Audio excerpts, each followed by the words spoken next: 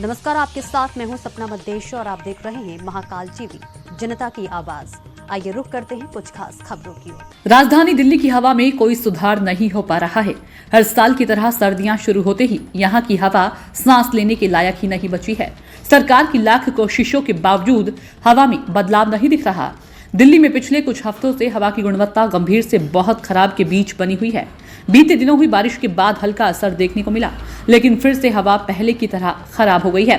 दिल्ली में 2 दिन की आंशिक राहत के बाद हवा फिर से जहरीली हो गई है। गुरुवार को दिल्ली का AQI फिर से बहुत खराब श्रेणी में पहुंच गया। NCR के शहरों का AQI भी एक दिन पहले की तुलना में बढ़ गया है। गौरतलब है कि मंगलवार को ही दिल्ली का AQI बहुत खराब से खराब श्रेणी में आया था। 2 दिन की आंशिक राहत के बाद दिल्ली में हवा फिर से जहरीली हो गई है। गुरुवार को दिल्ली का AQI फिर से बहुत खराब श्रेणी में पहुंच गया। NCR के शहरों का AQI भी एक दिन पहले की तुलना में बढ़ गया है। गौरतलब है कि मंगलवार को ही दिल्ली का AQI बहुत खराब से खराब श्रेणी में आया था।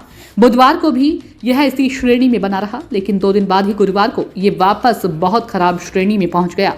केंद्रीय प्रदूषण नियंत्रण बोर्ड के मुताबिक गुरुवार को दिल्ली का AQI 320 रहा। इस स्तर की हवा को बहुत खराब श्रेणी में रखा जाता है।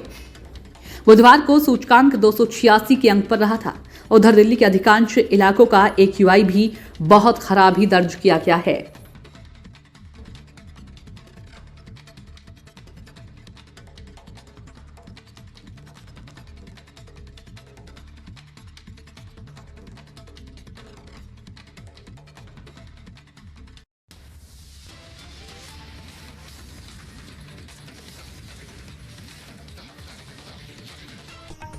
तो आज की खबरों में फिलहाल इतना ही। दीजिए इजाजत। नमस्कार।